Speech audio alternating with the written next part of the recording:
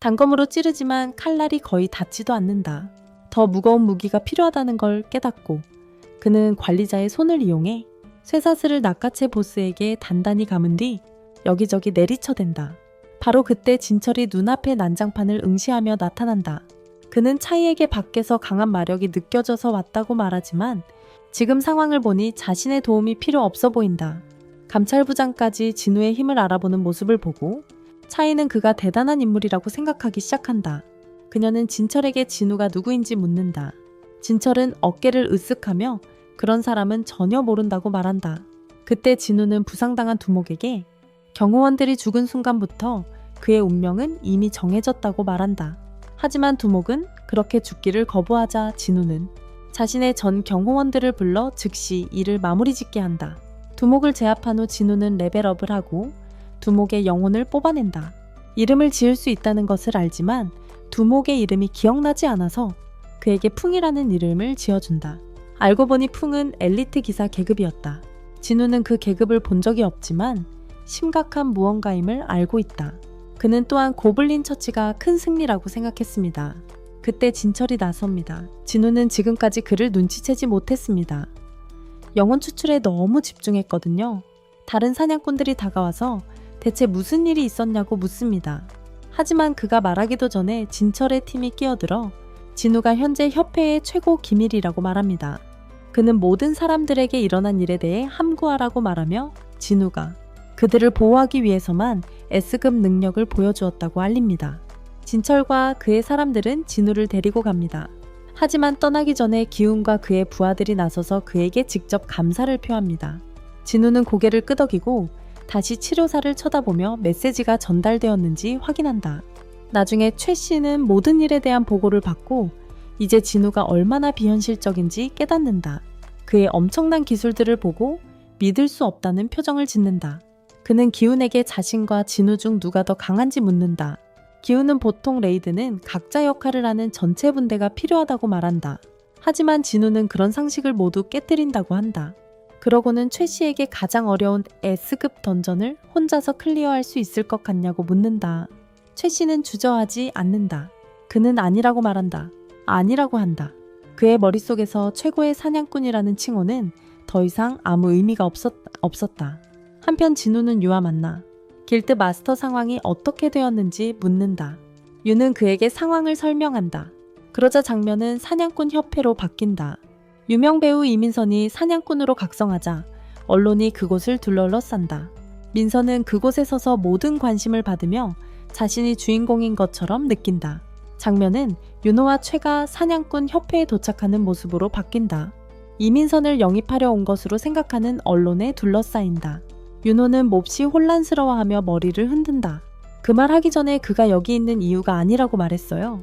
최 씨는 그 이름을 들었지만 그 사람이 이미 악마 길드와 계약했다고 지적하며 다른 일 때문에 왔다고 덧붙였습니다. 그러자 언론의 관심이 사라지고 다른 곳으로 옮겨갔습니다. 윤호는 최 씨가 어려움을 겪었다는 말을 들었던 것을 기억했습니다. 거의 S급으로 변할 뻔했던 고위급 던전 때문에 최 씨는 어깨를 으쓱하며 백호 길드가 붉은 문에서 겪었던 것만큼 나쁘지 않았다고 말했습니다. 사람들을 잃었죠. 백호 길드는 붉은 문에서 사람들을 잃었습니다. 윤호는 최 씨가 지원 요청을 하려고 했었다는 말을 들었다고 말했습니다. 하지만 최 씨는 진우 씨가 개입해서 처리했다고 말했습니다. 그 사람이 자기 길드의 그를 크게 환영해야 한다고 말해요. 윤호는 고개를 끄덕이며 진우가 자신들을 구해줬다고 말합니다. 그러니 자기도 그래야 한다고. 누가 그를 영입할지에 대해 서로 이야기하기 시작합니다. 그때 마물 길드장이 다가와서 그들이 이민선을 두고 싸우는 거냐고 묻습니다. 둘 다 그런 거 아니라고 그를 생각조차 하고 있지 않다고 말하며 부인합니다. 진우는 협회로 들어가며 무슨 소란인지 궁금해합니다. 진우의 여학생들은 뉴스를 스크롤하고 있습니다. 그들은 사냥꾼 협회가 민승을 보도하는 것을 보고 이야기하기 시작합니다. 그 사람 소문이 안 좋대요. 스캔들에 휘말리고 같이 일하는 여배우들이랑 엮이고 그랬대요. 협회에선 민승이가 언론 앞에 서서 진지한 척하고 있고요. 헌터가 되기로 결심했다고 합니다. 림티미티 악마 길드에 들어간다고 발표했어요. 그게 연예계 은퇴를 의미하는 건지 기자들이 묻고 있고요. 평가 결과도 보기 전에 움직이는 게 충격적이라고 합니다. 하지만 민승이는 이미 상위 랭커 헌터라는 걸 아는 것처럼 행동하고 있고요. 악마 길드와의 계약은 2년으로 확정됐습니다. 그 후에는 다시 업계로 돌아갈 계획이죠. 사람들이 그 스캔들을 잊을 거라고 생각하면서요. 자신의 목숨을 걸고 마법 짐승과 싸운다고. 자신의 계급에 상관없이 온갖 연극을 다 하죠. 그때 진우가 안으로 들어가려고 합니다. 하지만 민승의 경호원들이 회의가 끝날 때까지 들어올 수 없다고 막습니다. 그때 건희가 나타납니다. 진우가 자신의 손님이라고 말하며 이미 지금 기자회견을 열지 말라고 말했다고 상기시킵니다. 민승은 이것 때문에 몹시 화가 났지만 건희는 아무렇지도 않아 합니다. 그는 주저없이 진우를 안으로 데려간다. 언론은 진우가 누구인지 궁금해하기 시작한다. 민승은 평가를 받으려고 협회로 들어가려 하지만 진철이 그의 길을 막고 지금은 다른 사람들이 재평가를 받고 있으니 들어갈 수 없다고 말한다. 민승은 그를 쳐다보며 자기가 누구인지 아느냐고 묻고 위협하며 한마디로 그가 직장을 잃을 수 있다고 말한다. 진철은 조금도 움찔하지 않고 그를 모른다고 말하며 문제를 원하지 않는다면 밖에 있으라고 경고한다. 건희는 진우를 재평가 장소로 바로 안내한다. 진우가 들어와 최 팀장과 윤 팀장을 본다. 호는 이미 와서 결과를 기다리고 있다. 그는 평가실로 들어가고 능력을 검사하기 전에 그들은 그가 어떤 능력을 가지고 있는지 묻는다. 진우는 그들 앞에서 자신의 병사 하나를 소환한다. 하지만 건은 속지 않는다. 진철이 이미 그 남자의 진짜 능력에 대해 알려주었기 때문에 그가 할 수 있는 모든 것이 아니라는 것을 그는 안다. 진철이 이미 그 남자의 진짜 능력을 그에게 알려주었다. 진우는 더 이상 장난치지 않기로 한다. 그는 자신의 군대 전체를 소환하여 그들에게 자신이 저것보다 100개는 더 있어요. 건은 완전히 멍해져서 쳐다봅니다. 최와 윤호는 그의 마법 능력을 느낄 수 있습니다. 자신들보다 강하다는 것을 깨닫습니다. 감정이 끝나자 진우는 나옵니다. 새 S급 헌터 자격증을 가지고서 이제 공식적으로 등급이 매겨졌으니 아무도 그가 탐욕의 창을 판다고 해서 질문하지 않을 겁니다. 현금으로 팔아서 장비를 제대로 갖추는데 쓸 생각입니다. 다음은 마왕성 정복을 목표로 하고 있습니다. 건우는 자신이 무엇을 해낼 수 있을지 기대하고 있습니다. 진우는 협회에를 나섭니다. 최와 윤호는 이미 밖에서 그를 기다리고 있으며 그를 영입하기를 바랍니다. 하지만 그는 다른 일이 있다며 그들을 지나칩니다. 그가 문을 나서는 순간 카메라 플래시가 터집니다. 언론이 다른 곳에서 그를 둘러쌉니다. 송혜는 뉴스에 그의 얼굴이 뜨는 것을 보고 진나를 부릅니다. 진나는 화면을 응시하며 자신의 형제이자 S급 헌터가 된 것에 충격을 받습니다. 진우의 모든 사람들이 뉴스를 봅니다. 어떤 이들은 믿을 수 없어 합니다. 다른 사람들은 알고 있었지만 협회로 돌아와서 언론은 더 이상 민승에 대해 신경 쓰지 않아요. 모두 진우에게 달라붙어서 질문을 퍼붓고 있어요. 동시에 얘는 아버지에게 진우를 길드에 영입하지 못했다고 말해요. 그는 진우가 자신이 먼저 처리해야 할 일이 있다며 혼자 해야 한다고 거절했던 것을 기억해요. 진우는 그 일을 해내려면 더 강해져야 한다고 말했고 지금 길드에 들어가는 것은 오히려 발목을 잡을 거라고 했어요. 그러고는 얘에게 자신을 따르라고 말했어요. 얘의 아버지는 그 말을 받아들이지 않고 자기가 얼마나 이기적인지 알고 있냐고 물어요. 처음에 형에게 모든 걸 맡겼던 걸 상기시켜주면서 얘가 그렇게 하자고 했기에 계획을 바꿨다고 말합니다. 그런데 이젠 아무렇지도 않다는 듯이 그만두겠다고 하네요. 그러고는 그의 눈을 똑바로 쳐다보며 그게 정말 공평하다고 생각하냐고 묻습니다. 얘는 진우와 함께했던 시간을 떠올리고는 아버지의 눈을 똑바로 쳐다보며 무슨 일이 있어도 진우에게 갈 거라고 말합니다. 동시에 소속사 직원들은 진우에게 너무 가까이 다가오는 언론을 막고 있습니다. 윤호는 진우에게 집에 데려다 주겠다며 언론에 시달리면 지칠 거라고 말합니다. 진우는 필요 없다고 말합니다. 그러고는 주저없이 그들을 지나쳐 누구도 반응하기 전에 사람들 사이를 미끄러지듯 빠져나간다. 최인은 완전히 멍해졌다. 마법사인데도 진우의 체력이 저렇게 강할 줄이야.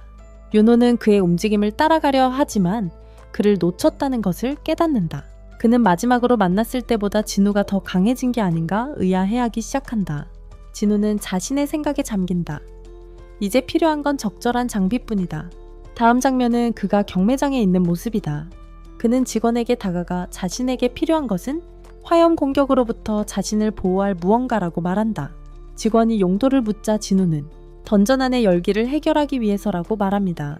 직원은 망토와 반지를 보여주며 튼튼하고 가격도 적당하다고 말합니다. 하지만 진우는 가격을 확인하고 조금 비싸다고 생각합니다. 가격을 낮춰달라고 부탁하지만 직원은 가격이 고정되어 있다고 말합니다. 그러자 직원은 씩 웃으며 진우에게 장비가 진열된 유리를 깨면 공짜로 줄 수 있다고 말합니다. 진우는 당황하지만 유리를 칠 준비를 합니다. 진우가 주먹을 휘두르려는 순간 직원이 웃으며 농담이었다고 말하며 그를 멈춥니다. 깨지 못하더라도 하나. 아주 작은 진동에도 경보가 울렸을 텐데요. 그러고는 농담이 지나쳤다고 사과하죠. 진우는 좀 이상하게 느껴요. 그래서 직원에게 무기도 좀 보고 싶다고 말해요. 무기 담당 직원이 진우를 데리고 단검 몇 개를 보여줘요. 한편 다른 직원들은 진우가 어떻게 건드리지도 않았는데 유리를 깨뜨렸는지 알아차려요. 비디오. 진우가 단검을 살펴보는 동안 가격을 묻고 맙소사 가격이 엄청 비싸요. 그렇게 비싼 가격에 믿을 수가 없어요. 비싸도. 그래서 자기 가게에서 산 단검을 꺼내 얼마에 팔 수 있을지 물어봐요. 직원들은 그 단검이 1억에 팔릴 수 있다고 말해요. 진우는 깜짝 놀라요. 자기는 가게에서 280만 골드에 샀거든요. 그때 진우는 깨닫죠. 가게 물건들이 자기가 산 가격보다 훨씬 비싸다는 것을. 그러자 진우는 가게의 물건들이 자기가 지불한 가격보다 훨씬 더 비싼 값어치를 한다는 것을 깨달아요. 그렇다면 탐욕의 구체를 팔 필요가 없겠다고 생각해요. 잠깐 화장실에 다녀온 후 화면은 백호길드 본부로 우리 본부로 바뀌어요. 윤호는 진우의 힘에 대해 생각하며 앉아 있어요. 그는 진우의 두 번째 각성이 이미 끝났다는 걸 알지만 어째서인지 그 녀석은 계속 강해지고 있어. 그러다 문득 생각이 떠올라 혹시 자기가 이걸 완전히 잘못 보고 있는 건 아닐까. 만약 진우가 계속 레벨업하는 사냥꾼이라면 장면이 바뀌어 진우의 집으로. 진나는 언론의 관심이 드디어 사라진 것을 알아차려. 안도하는 그녀는 이제 주목 없이 학교에 다시 갈 수 있게 되었어. 진우는 협회가 개입해서 도왔을 거라고 생각해. 진나는 짜증을 내며 원한다면 TV에 나올 수도 있었을 텐데 자기를 끌어들이지 말라고 말해. 그러면서 진우는 더 이상 말하래봤자 소용없다고 생각해. 어차피 자기 마음대로 할 수 있는 일도 아니고 그러고는 내일부터 일주일 동안 자기가 없을 거라고 말해줘. 그녀는 놀라서 진우가 무슨 일을 할지 궁금해해. 바로 그때 유가문 앞에 나타나 진나는 그를 보고 진우의 친구 중 한 명일 거라고 말해. 유는 씩 웃으며 자기가 진우의 오른팔이라고 말해. 진우는 어깨를 으쓱하며 진나에게 일주일 동안 이 남자와 함께 일할 거라고 말해. 유는 진우가 무슨 말을 하는지 모르지만 진우가 어깨를 툭 치자 무슨 말인지 알아듣고 따라줘. 늦은 밤 유는 진우의 방에서 뻗어 자고 있어. 진우는 진나를 살피며 상황이 다소 진정되었을 거라 생각합니다. 하지만 이젠 그가 S급 헌터라는 걸 세상이 다 아는 만큼 항상 경계해야 합니다. 그는 앞서 방에 경호원들을 소환하지만 3명밖에 없다는 걸 알아챕니다. 그는 방에게 경호원이 4명이었다는 걸 기억합니다. 한 명이 진우가 나머지 한 명을 천장으로 날려버렸고 그의 그림자 능력이 그곳까지 미치지 못했다고 말합니다. 진우는 개의치 않습니다. 3명이면 충분합니다. 그는 한 명을 남겨 진나를 지키게 하고 떠납니다. 옥상에서 진우는 동네의 경비도 강화해야겠다고 생각합니다. 그래서 군인들을 몇 명 보내서 그 지역을 순찰하고 정세를 파악하게 했어요. 다음날 아침 유와 진우는 어딘가로 차를 몰고 가고 있습니다. 유는 자기 집에서 신세지게 해줘서 고맙다고 말합니다. 진우는 자기 집에 가지 않아도 됐다고 말합니다. 유는 아무렇지도 않다는 듯 손을 저으며 신경 쓰지 말라고 하고 그러고는 대성타워에 무슨 볼일이냐고 묻습니다. 진우는 일주일 동안 훈련을 받을 거라고 말합니다. 진우는 이미 S급인데도 더 강해지려고 한다는 말에 유는 놀랍니다. 진우는 그렇다고 말하고 유는 별로 놀라지 않은 듯 고개를 끄덕입니다. 장비를 갖춘 진우가 마탑 안에 있는 장면으로 바뀝니다. 물의 반지와 바람의 로브를 착용하고 그는 이곳을 장악할 준비가 되었습니다. 그러자 그는 최상층에 앉아있는 악마 군주 바론을 처치하라는 퀘스트를 받습니다. 그는 보상으로 그림자 교환과 능력치 30포인트가 적힌 룬스톤을 확인합니다. 그것에 흥분합니다. 주저 없이 76층으로 순간 이동합니다. 같은 시각 유씨 집에서는 그의 어머니가 아버지와 이야기하고 있습니다. 그녀는 아들이 몰래 나갔다는 사실에 놀랐습니다. 아버지는 별로 걱정하지 않는 것 같지만 갑자기 쓰러집니다. 악마의 성에서 진우는 보스급 몬스터와 싸우고 있습니다. 그는 방을 불러 탐욕의 창을 건넨다. 방은 화염 마법을 풀어 괴물을 제로 태운다. 그 엄청난 힘을 보며 진우는 방을 언제 투입해야 할지 신중해야 한다는 것을 안다. 그 후 유의 아버지는 병원에서 깨어나 유가 자신을 보러 왔다는 것을 알게 된다. 아내는 과로로 쓰러졌다고 거짓말을 했다고 말한다. 하지만 두 사람 모두 의사가 말했던 것을 기억한다. 그는 영원한 수면병에 걸렸다. 의사는 극심한 졸음이 갑자기 덮쳐 결국에는 깨어나지 못하는 병이라고 설명했다. 유의 아버지는 이런 일이 자신에게 왜 일어났는지 이해할 수 없었습니다. 의사는 마력 저항력이 낮은 사람들은 오랫동안 마법에 노출되면 위험하다고 말했습니다. 그러고는 가족이나 가까운 주변에 사냥꾼이 있었는지 물었고 그 말에 둘 다 아들 유를 떠올렸습니다. 하지만 의사는 그것이 원인이라고 완전히 확신할 수 없다고 분명히 했습니다. 유의 아버지는 자신이 이 세상에서 지워지고 있는 것은 아닌지 의아해하기 시작합니다. 한편 국경지대에서는 한 무리의 사냥꾼들이 순찰을 돌고 있습니다. 그들은 하늘을 나는 마법 짐승을 발견하고 무엇인지 알아내려고 합니다. 한편 마왕성 깊숙한 곳에서 진우는 최근 몇몇 전투 후 레벨업을 하고 있었다. 그는 자신의 부하들을 6개의 팀으로 나누어 각 팀이 그의 명령에 따라 따로 행동하게 했다. 그는 그들에게 2가지 명령을 내렸다. 눈에 보이는 적들을 모두 제거하고 허가증을 찾는 즉시 그에게 알리라는 것이었다. 그 때문에 그는 허가증을 제외한 다른 전리품은 전혀 수집하지 않을 것이다. 하지만 그게 가장 빠른 방법이었다. 그럼에도 불구하고 80층에 도달한 이후로 그의 진행 속도는 더뎌지고 있었다. 그는 자신의 부하들을 늦추는 것이 무엇인지 궁금해하기 시작했다. 그때 갑자기 그는 자신의 만화가 급격히 감소하는 것을 느꼈다. 누군가 그의 병사들을 하나씩 제거하고 있어. 그리고 그 누군가는 A팀을 직접 노리고 있어. 그는 정예오크 부대를 전멸시킬 만큼 강한 누군가에게 기습을 당한 거야. 그는 부대를 소환하고 직접 확인하러 간다. 그곳에 도착하자 B팀도 공격받았다는 것을 알게 된다. 이 적은 만만치 않지만 뭔가 이상해. 팡해팀이 A팀보다 훨씬 가까웠는데 그런데 그 적은 그들을 공격하는 대신 더 먼 곳에 있는 B팀을 먼저 공격했어. 그때 깨달았지. 적은 팡을 상대할 수 없다는 걸 알았던 거야. 그때 깨달았어. 적은 팡을 상대할 수 없다는 것을 알고 있었던 거야. 자신들이 이길 수 있는 팀들을 골라서 제압하고 있군요. 진우는 다음 목표 아이스베어 분대를 파악합니다. 그때 몇몇 악마 기사들이 아이스베어들을 마치 봉제 인형처럼 찢어발기는 것을 봅니다. 진우는 은신 기술을 사용하여 그림자 속에서 지켜봅니다. 그는 이 기사들이 진짜 실력자라는 것을 알 수 있습니다. 그때 그는 개입할 때라고 결정합니다. 그는 은신을 해제합니다. 한 기사가 그에게 달려들지만 진우는 순식간에 그를 제압합니다. 나머지 2명도 시도해봅니다. 하지만 그는 순식간에 그들을 베어 쓰러뜨리고 우두머리만 남겨둡니다. 그는 그녀에게 다가가지만 그녀는 물러섭니다. 그때 그에게 깨달음이 옵니다. 그는 항상 마법 짐승들이 공포를 느낄 수 있을까 궁금해했습니다. 진우는 우두머리와 마주하고 마무리를 지을 준비를 합니다. 하지만 그가 마지막 일격을 가하려는 순간 그들은 항복하며 손을 듭니다. 그들이 말하는 순간 무언가가 딱 맞아 떨어집니다. 그는 그것이 여자아이라는 것을 알 수 있습니다. 그는 그녀의 투구를 벗겨 그녀의 얼굴을 자세히 봅니다. 그녀는 자비를 구하지만 그는 이해할 수 없습니다. 그녀가 싸움을 시작했으면서 이제는 살려달라고 합니다. 그는 그녀에게 솔직하게 말합니다. 그녀의 모든 동족이 죽었다고. 그녀는 눈 하나 깜짝하지 않고 기사에 본부는 목숨을 바쳐 주군을 보호하는 것이라고 말합니다. 그녀만 무사하다면 그들은 행복할 것입니다. 그 말이 진우의 심기를 거스릅니다.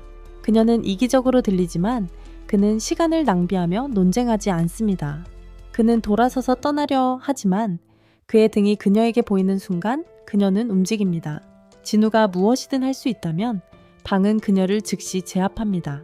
진우는 그녀를 노려보며 무슨 짓을 하는 거냐고 묻습니다.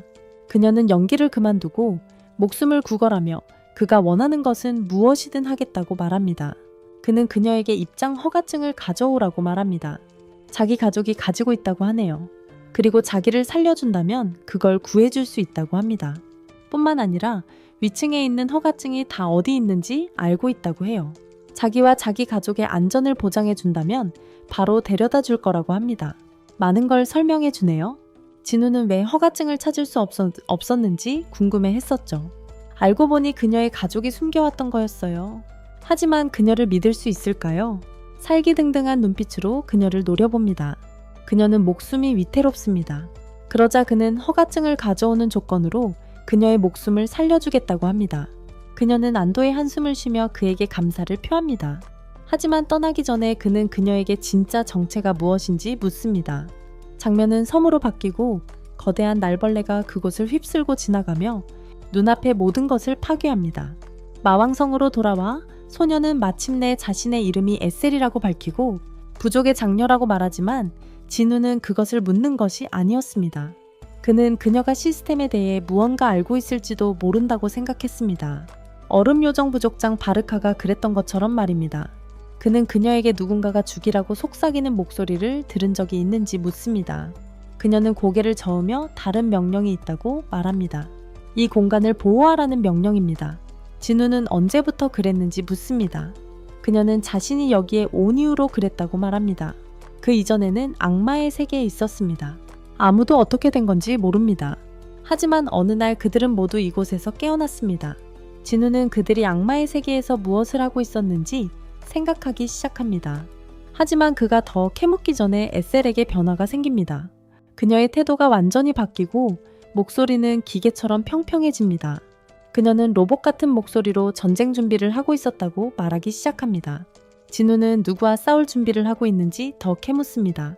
그녀는 너무 강력한 적이라서 악마들이 그에 맞서 힘을 합칠 수밖에 없었다고 설명합니다. 그녀는 계속하려 하지만 무언가 그녀를 멈춥니다. 말을 하려고 했습니다. 그러자 갑자기 그녀의 입에서 에러 메시지가 튀어나옵니다. 그녀가 말하려던 것은 기밀입니다. 누군가 스위치를 끈 것처럼 대화가 끊깁니다. 진우가 반응하기도 전에 그녀는 쓰러집니다. 그녀가 땅에 닿기 전에 재빨리 움직여 잡습니다. 더 이상 질문할 필요가 없다고 생각합니다. 적어도 지금은 말이죠. 장면은 이미 회의가 진행 중인 사냥꾼 협회로 바뀝니다. 그들은 날아다니는 개미의 일본 외딴섬 공격 사진을 보고 있습니다. 진철은 293명의 사상자와 전투에 참여한 8명의 사냥꾼 수를 제시합니다. 그중 2급 사냥꾼 4명, C급 1명, B급 1명이 목숨을 잃었습니다. 건희는 단일 괴물이 그 정도의 피해를 입혔다는 사실에 충격을 받아보고서를 응시합니다. 진철은 그 생물이 결국에는 나중에 온 5급 사냥꾼에게 제압당했어요. 그때 건희는 모든 걸 이해하기 시작합니다. 이 날벌레들이 계급을 가지고 있다는 걸요. 진철이 그 사실을 확인해 줍니다.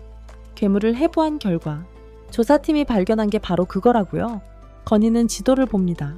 공격받은 섬은 제주도에서 불과 120km밖에 떨어져 있지 않습니다. 이것들이 진화해서 비행 능력이 더 좋아진다면 국토 남단까지 날아올 수 있습니다. 그는 망설이지 않고 즉각적인 지원 요청을 지시합니다. 일본의 지원 요청과 인저 국가들에 대한 경고. 그는 기대했던 일이라는 걸 알고 있었기에 뒤로 기대한 자 생각에 잠겼다. 더 악화되기 전에 공격하고 싶었지만 이제는 너무 늦었다. 그는 제주도에 대한 4번째 공습 작전을 공식적으로 개시하는 전화를 건다. 마왕성으로 돌아온 에셀은 결국 정신을 차리고 진우에게 아무 이유 없이 기절해서 미안하다고 사과한다. 그는 그것을 무시하며 그녀가 괜찮은지 묻는다. 그녀는 고개를 끄덕이며 그가 정말로 자신을 걱정했는지 궁금해한다. 진우는 약간 걱정했다고 인정한 후 화제를 돌려 그녀의 집이 근처에 있는지 묻는다. 그녀는 바로 앞을 가리킨다. 그들은 집으로 걸어 들어가자마자 그녀의 아버지는 즉시 얼어붙었다. 시선이 진우에게 꽂히자 순식간에 그는 무언가를 감지했다. 딸이 괴물을 데려왔다. 그는 진우를 쳐다본 후 그의 뒤에 몰래 다가오는 끝없는 그림자들을 알아챘다. 진우는 에셀의 아버지를 예리하게 관찰하며 그가 안으로 들어서는 순간 얼마나 날카로운지 알아챘다. 그가 말을 꺼내기도 전에 노인의 부하들이 압박해왔다. 살아서 나갈 수 없다는 것을 분명히 하자. 에셀이 끼어들어 아버지에게 기다리라고 말했고 진우는 허가만 받으면 아무도 해치지 않겠다고 약속했음을 차분하게 알렸다. 그녀의 아버지는 이미 진우가 불카누스와 벨제붑을 모두 쓰러뜨린 이야기를 알고 있었기에 그를 뚫어지게 바라보았다. 메디스라는 두 거대 세력이 있는데 그와 맞설 수 있다는 척할 필요는 없죠. 그에게 이길 수 있다고 생각하는 건 무의미하니까요. 그래서 한숨을 쉬며 허가증을 건네주고 그에게 떠나라고 합니다. 하지만 진우는 아직 끝내지 않았습니다. 그는 에셀의 아버지를 똑바로 바라보며 그의 딸을 빌릴 수 있겠냐고 묻습니다. 그것은 그를 당황하게 만들었고 그가 이유를 묻기도 전에 진우는 그녀가 각 층에 있는 모든 허가증의 위치를 알고 있다고 말했고 그녀의 안전을 보장할 수 있냐고 묻습니다. 그는 할 수 있다고 약속했고 긴 침묵 후에 에셀의 아버지는 허락합니다. 그래서 진우는 그녀에게로 돌아서서 길을 안내해달라고 말합니다. 한편 어딘가에서는 과학자들이 부지런히 날아다니는 개미를 해부하고 있습니다. 작은 세부 사항까지 꼼꼼히 살펴보고 있죠. 한편 성에서는 진우가 꾸준히 층을 오르고 있으며 이미 89층에 도착했습니다. 가는 길에 진우는 이그리스와 탱크가 레벨업한 것을 알게 됩니다. 이그리스는 이제 정예기사의 계급을 가지게 되었고 탱크는 기사 계급에 도달했습니다. 그중 하나는 S급 모험가만큼 강하고 다른 하나는 A급 모험가만큼 강합니다. 에셀은 한편 귀족들을 위한 선물을 준비하느라 바쁩니다. 협상에 도움이 될 거라고 생각하지만 진우는 그녀를 돌려보내며 필요 없다고 말합니다. 그녀는 그에게 90레벨 이상의 귀족들은 지금까지 싸워왔던 귀족들과는 다르고 차원이 다르다고 경고합니다. 완전히 다른 수준이라고. 그러니 말로 해결하기는 어려울 거라고 말합니다. 하지만 진우는 이미 알고 있었고 그녀에게 자신보다 약한 자의 말은 아무도 듣지 않는다고 말합니다. 그는 그녀의 가족이 마족 귀족들 사이에서 계급 경쟁을 하고 있다는 것을 기억하고 약속합니다. 이 일이 끝나기 전에 그들이 이곳에서 가장 강력한 존재가 될 것이라고 그녀는 잠시 멈칫하며 그가 애초에 왜 그들을 살려두었는지 묻습니다. 진우는 씩 웃으며 바로 자신이 그녀를 사랑하기 때문이라고 말하며 그녀를 당황하게 합니다. 진우는 그녀와 당신처럼 순진한 사람들과 잘 통한다는 느낌을 받았어요. 그녀와 당신처럼 순박한 사람들하고 잘 맞는다고 느꼈어요.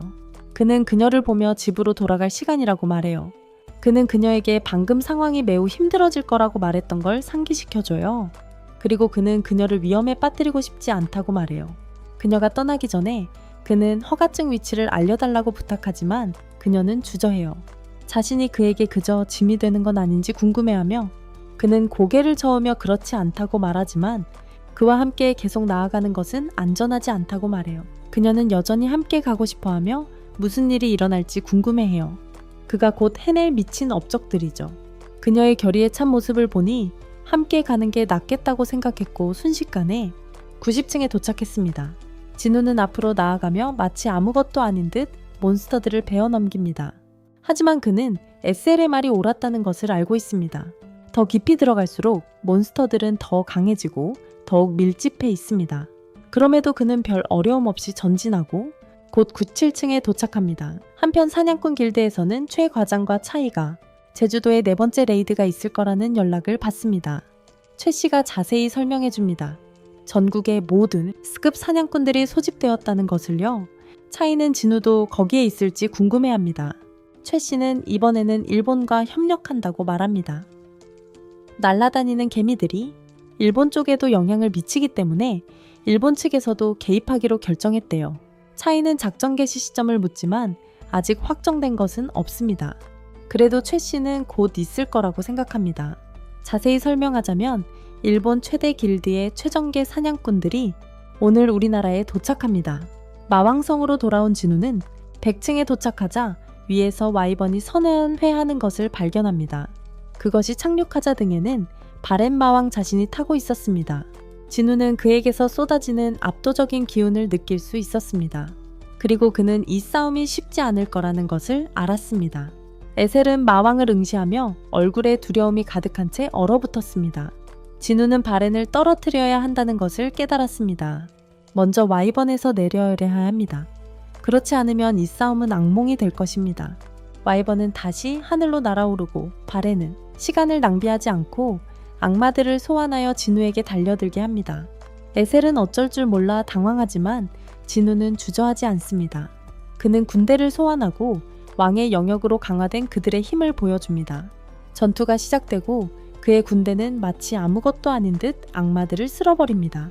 에셀은 진우의 힘에 압도되어 충격에 빠져 있지만 그럼에도 불구하고 그가 정말 바렌을 쓰러뜨릴 수 있을지 확신하지 못합니다. 그를 바라보며 그녀는 자신이 누구 편에 서야 하는지 의문을 품기 시작합니다. 바렌은 하늘로 번개를 쏘아 올리고 몇 초 만에 그것이 엄청난 광역 공격으로 떨어져 진우의 군사들을 쓸어버리고 그의 만화를 상당히 소모시킵니다. 에셀은 간신히 피하지만 진우는 재빨리 그녀를 보호합니다. 그는 이것이 보통 번개가 아니며 기절 효과가 포함되어 있음을 깨닫습니다. 그는 이것이 보통 번개가 아니라는 것을 기절 효과가 있다는 것을 깨달았습니다. 그는 자기 병사들을 소생시킬 수 있다는 걸 알지만 이렇게 계속 전멸당하면 만화가 금방 바닥날 거야. 더 악화되기 전에 그는 돌진과 은신을 사용해서 바렌에게 접근하며 와이번을 향해 돌진해. 하지만 바렌은 공격을 막아내고 그의 은신을 아무렇지도 않게 간파해. 진우는 바렌이 그를 붙잡아 바닥에 내동댕이 치기 전에 거의 반응할 시간이 없어. 진우가 회복하기도 전에 바렌은 유도 번개 브레스를 날리는데 진우는 간신히 피해. 팡이 공격을 가로채 대신 맞아줘. 팡이 공격을 막아주고 대신 피해를 입어. 그때 바렌이 위에 있는 동안 이그레스가 나타나 와이번에 머리를 깔끔하게 잘라버렸고 바렌은 땅으로 추락했습니다. 진우는 안도의 한숨을 쉬었습니다. 계속 위를 쳐다봐야 해서 피곤했거든요. 그 와중에 사냥꾼 협회에서는 중요한 회의가 진행 중이었습니다. 한편 사냥꾼 협회에서는 중요한 회의가 진행 중이었습니다. 도검 길드의 길드 마스터 고토, 류지가 통역관 한카와와 함께 도착했습니다. 건의인은 도검 길드가 11명의 랭커 사냥꾼을 자랑하는 일본 최강의 길드 중 하나이며 아시아에서 두 번째로 큰 길드라고 설명했습니다. 건의는 고토를 관찰하며 그의 주변에서 느껴지는 아우라를 감지했습니다. 그 남자는 그 정도 레벨 길드 마스터에게서 기대할 만한 태도를 그대로 보여주고 있어요. 한카와는 연합 공격 제안을 받아들여줘서 협회에 감사를 표합니다. 하지만 건의에는 그럴 필요 없다며 손사래를 칩니다. 먼저 일본에 지원을 요청했던 건 그쪽이니까요. 그녀는 그들의 연구 결과를 공개합니다. 제공된 모든 데이터를 분석하고 해부하여 날개 달린 개미들을 분석한 결과 두 가지 중요한 사실을 알아냈습니다. 첫째, 날개 달린 개미들은 부화 후 빠르게 성장하지만 수명이 1년밖에 되지 않아서 여왕개미를 죽이면 나머지는 그 기간 안에 자연적으로 죽게 됩니다. 두 번째 발견은 그들의 행동에 관한 것입니다. 지난 3차례의 탐색 결과 개미들이 강한 마력에 이끌린다는 사실을 확인했습니다. 개미들이 강한 마법 에너지에 끌린다는 것을 확인했습니다. 한카와는 그 습성을 이용할 작전이라고 설명합니다. 그리고 건의는 그들의 개미 이동 경로 연구가 얼마나 철저했는지 인정합니다. 한카와는 고토의 말을 번역합니다. 검을 뽑는 길드에서 최정예 11명 중 10명을 파견한다고 합니다. 그들의 임무는 개미들을 유인하는 것입니다. 한국 사냥꾼들은 여왕개미를 처치하고 일본 사냥꾼들은 미끼 역할을 합니다. 진철은 수천 마리의 개미와 정면으로 맞서야 한다는 점 때문에 이 작전에 대해 확신하지 못합니다. 하지만 고투는 문제 삼지 않아요. 진짜 싸우는 게 아니라 개미들을 유인하는 거예요. 그들의 AI 시뮬레이션이 이게 최선의 방법이라고 확인했고 건의도 동의했어요. 한편 마왕성에서는 진우와 그의 군대가 여전히 악마들과 격렬한 전투 중입니다. 마나 포션을 집을 틈도 없이 너무 빨리 움직이고 있고 이미 마나가 부족하다는 걸 알 수 있어요. 이그레스 아이언팡은 바론과 격렬하게 싸우고 있지만 그는 그들의 모든 공격을 너무나도 쉽게 막아내고 있습니다. 진우가 움직이지만 바론이 그를 막습니다. 그때 갑자기 바론이 진우의 머리를 잡고 바로 끝장을 내려 합니다. 그러기 전에 이그레스가 공격을 가로채고 진우에게 기회를 만들어주며 자신의 칼을 바론의 한 손에 꽂는 동시에 이그레스는 다른 손을 찌르고 그의 그림자 군대가 움직여 바론을 제압합니다. 바론은 포효하며 또 다른 번개 숨결을 내뿜고 순식간에 진우의 군대 대부분을 날려버립니다. 진우는 자신의 만화가 완전히 고갈되었음을 느낍니다. 바론은 칼을 소환하고 두 사람은 엄청난 속도로 격돌합니다. 바론은 계속해서 공격을 퍼붓더니 결국 그의 무기를 쳐내버립니다. 그리고 마침내 그의 무기를 날려버립니다. 바론은 그를 죽이려 하지만 진우는 그의 손을 잡고 막습니다. 바로는 다시 번개 숨결로 마무리하려 하지만 그 전에 에셀이 칼을 던져 그를 움찔하게 만듭니다. 순식간에 진우는 군주의 손을 발동시켜 온 힘을 다해 바론의 팔을 뜯어냅니다. 바론은 다시 번개, 숨결을 내뿜으려 하지만 진우는 기회를 주지 않습니다. 맹렬한 어퍼컷 한 방으로 바론의 머리를 날려버립니다. 그를 완전히 끝내고 진우는 그의 영혼을 흡수하여 영혼 수집 퀘스트를 완료합니다. 그는 에셀에게 돌아서서 아버지에게 알리라고 말합니다. 라이데르 가문이 이제부터 이 탑의 최고 자리를 차지한다고. 진우는 마침내 정화된 마왕의 피를 손에 넣습니다.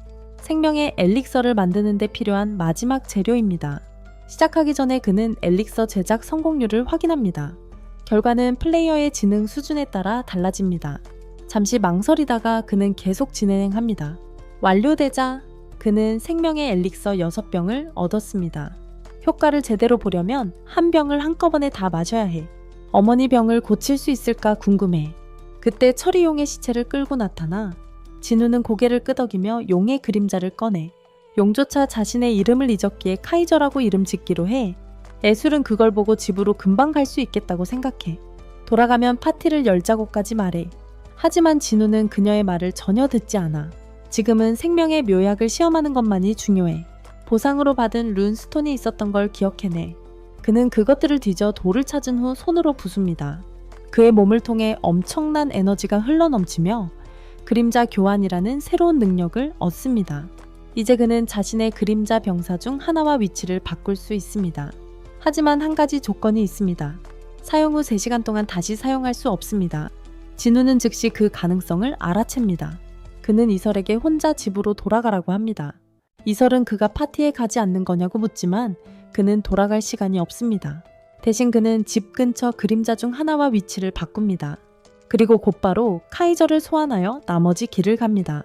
한편 진철과 건희는 작전을 논의하며 깊은 대화에 잠겼습니다. 건희는 사냥꾼들의 마법 능력을 미끼로 개미들을 유인할 것이라고 설명합니다. 그러면 특수 간섭파로 개미들의 감각, 통신을 교란하여 군대가 둥지를 공격하고 여왕개미를 제거할 시간을 확보할 것입니다. 진철은 가장 큰 위험 요소를 지적합니다. 간섭파가 작동하지 않으면 어떻게 할 것인가? 건희도 같은 우려를 표하지만 자신들의 연구에 따르면 모든 것이 계획대로 진행될 것이라고 말합니다. 만약 상황이 악화되더라도 후퇴 전략이 마련되어 있습니다. 현재로서는 사냥꾼들을 투입할 준비를 하는데 집중해야 합니다. 그때 건희는 화제를 돌려 진철에게 진우와 연락이 닿았는지 묻습니다. 진철은 시도는 했지만 아직 연락이 없다고 말합니다. 장면은 술을 마시고 있는 윤호와 병규에게로 바뀝니다. 병규가 농담을 하지만 너무 유치해서 윤호는 아무런 반응도 보이지 않습니다. 윤호는 병규가 젊은 나이에 은퇴한 S급 치유사이며 온전한 몸으로 게임을 떠날 수 있었던 몇 안 되는 사냥꾼 중 한 명이라고 설명합니다. 그리고 여전히 괴짜인 그의 가장 친한 친구이기도 합니다. 병규는 윤호에게 정말 그 섬으로 돌아갈 거냐고 몸을 기울여 묻습니다. 윤호는 주저없이 그렇다고 확인합니다. 병규는 윤석의 죽음을 언급하며 지난번 일을 상기시켜줍니다. 하지만 윤호의 표정이 굳어지는데 바로 그래서 가야만 하는 거다. 저 개미들을 그냥 내버려두면 온 나라를 다 집으로 만들어버릴 거다. 병규는 눈썹을 치켜뜨며 그런 말투에 놀란다. 하지만 윤호는 승낙을 구하는 게 아니고 어떻든 간다. 윤석이랑 똑같다고 말하는 병규의 눈. 그리고 다시는 그곳으로 돌아가지 않을 거라고 분명히 한다. 절대로. 그리고 윤호가 자기를 데려가려고 왔다면 시간 낭비다. 윤호는 고개를 젓는다. 자기를 끌어들이려 온 게 아니라 작별 인사를 하러 온 거다. 그가 돌아오지 않을 가능성도 있으니까요. 병규는 잠시 그를 보다 고개를 끄덕였다. 그는 이해했고 덤덤하게 공무원 시험을 볼 계획이라고 말했다. 전쟁터를 영원히 떠나기 위해서 그가 잘하는 게 역사밖에 없으니 시험이 쉽지 않을 것이다. 본 모든 사극 덕분에 그는 피와 혼돈으로부터 멀리 떨어진 평범한 삶을 꿈꾼다. 그리고 윤호는 그것이 좋다고 생각한다. 사냥꾼들은 평범하지 않고 대부분 마수와 싸우는 것을 싫어하지도 않는다. 어떤 이들은 즐기기까지 한다. 그리고 그는 그런 스릴 전투에 대한 갈망이 각성에 필요한 부분일지도 모른다고 생각한다. 장면은 준우가 어머니 침대 옆에 조용히 앉아있는 모습으로 바뀐다. 시선은 어머니 목의 화상 흉터에 멈춘다. 어릴 적 자신이 뜨거운 물을 어머니에게 엎질렀던 기억이 떠오른다. 하지만 어머니는 아무렇지도 않아 하셨다. 이제 그는 생명의 묘약을 꺼내들고 과연 효과가 있을지 확신하지 못한 채 바라본다. 하지만 시스템은 그를 한 번도 실망시킨 적이 없었다. 천천히 그는 어머니를 일으켜 세운다. 병을 어머니 입가에 가져가는 그의 손은 떨린다. 마지막 순간까지 망설이다가 병을 기울여 어머니에게 마시게 한다. 묘약을 다 마시자 그는 조심스럽게 어머니를 다시 눕히고 거의 즉시 효과가 나타나기 큰만 될 때문에 칭칭 천털가 시작합니다. 화상 자국이 사라지고 그의 눈앞에서 그녀의 몸이 강해집니다. 준우는 침묵 속에서 지켜보며 이것이 자신이 싸워온 순간이기를 바랍니다. 다른 곳에서 진나는 책을 손에 들고 앉아있지만 마음이 산란하여 정신을 맑히기 위해 조용한 산책을 나섭니다. 부드러운 달빛 아래 병원에서 준우는 어머니가 깨어있음을 알아채고 그 다정한 순간에 어머니는 그를 반기면서 4년 동안 자신을 멀리하게 했던 긴 잠에 대해 묻습니다. 어머니는 진내에 대해 궁금해하고 준우는 그녀가 잘 지내고 있다고 안심시켜줍니다.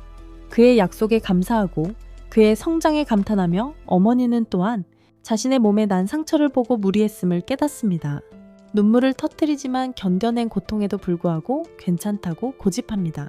다음날 어머니 담당 의사가 원장에게 보고합니다. 영원한 수면병 환자 중 한 명이 아무런 이상 없이 깨어났다고.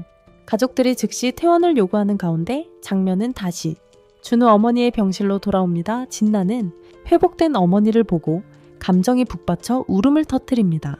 어머니를 꼭 껴안고 아이처럼 울면서 자신 때문에 걱정을 끼쳐서 미안하다고 말하고 준우는 모든 희생이 가치 있었다고 조용히 느낍니다. 다른 한편 건희는 기자회견장에서 많은 사람들 앞에 서서 제주도에서 나타난 정체불명의 날개 달린 개미들로 인해 발생한 국가적 위기에 대해 설명하고 있었다. 그는 사냥꾼 협회의 대담한 계획, 즉 제주도에 대한 4번째 공격을 개시할 것이라고 밝혔다. 일본의 정상급 S급 사냥꾼들과 자국 최고의 S급 사냥꾼들을 함께 투입하는 작전이었다. A급 이하의 사냥꾼들은 해상 감시와 국토 방위를 담당하게 된다. 그는 이번에는 성공이 유일한 선택지임을 분명히 했다. 병규는 기자회견을 지켜보며 제주도 3번째 공격 직전에 긴장된 순간을 떠올렸다. 그때 자신과 인숙 그리고 윤호는 불확실성 속에 모여 있었다. 그때 술에 취한 윤호는 잠이 들었고 두 사람은 인석과 병구는 엄청난 공포를 느꼈다. 인석은 싸울 수 없는 자들이 더욱 공포에 질렸다는 것을 깨닫고 그 공포에 함께 맞서기로 했다. 그는 윤호의 충동적인 성격 때문에 습격 중 윤호를 지켜보는 것이 중요하다고 강조했는데 그를 진정으로 지킬 수 있는 건 자신들 뿐이라는 것을 알고 있었다. 장면이 바뀌어 진우와 그의 가족이 아파트에 들어서자마자 어머니는 엉망인 집안을 본다. 어머니는 고개를 저으며 둘러보지만 별다른 말은 하지 않는다. 진우는 여동생을 힐끗 보며 자신이 없는 동안 무엇을 했는지 묻지만 어머니는 함께 청소를 시작하자며 그냥 넘긴다. 그들은 일을 시작해서 문지르고 먼지를 털고 다시 살만한 곳으로 만들고 있습니다. 진우는 목적을 가지고 움직이지만 속으로는 뭔가 개운치 않습니다. 그는 이 모든 것을 했고 지옥을 겪었고 단지 이런 순간들을 위해서였지만 가슴에 무거운 짐이 있습니다. 사냥꾼이 결코 넘어서는 안 될 선을 넘었을지도 모른다는 계속되는 불안한 느낌이 있습니다. 그들이 청소하는 동안 어머니께서 갑자기 지난 4년 동안 아버지에게서 연락이 왔는지 묻습니다. 침묵, 아무도 대답하지 않습니다. 어머니는 더 묻지 않습니다. 자동차 기어 변속 소리 진우가 이제 헌터가 됐다는 소식을 들었다고 말해요. 그리고 회상에 잠겨 아버지가 헌터가 되기 전에 소방관이었다고 말합니다. 그래서 아버지에게 끌렸다고 합니다. 목숨을 구하는 아버지의 모습에 반했고 진우에게서도 같은 열정을 본다고 말합니다. 진나가 거들며 자신도 같은 이유로 의사가 되려고 한다고 말합니다. 어머니는 미소 지으며 진에게도 아버지의 정신이 있다고 말합니다. 그때 진우의 휴대폰이 울립니다.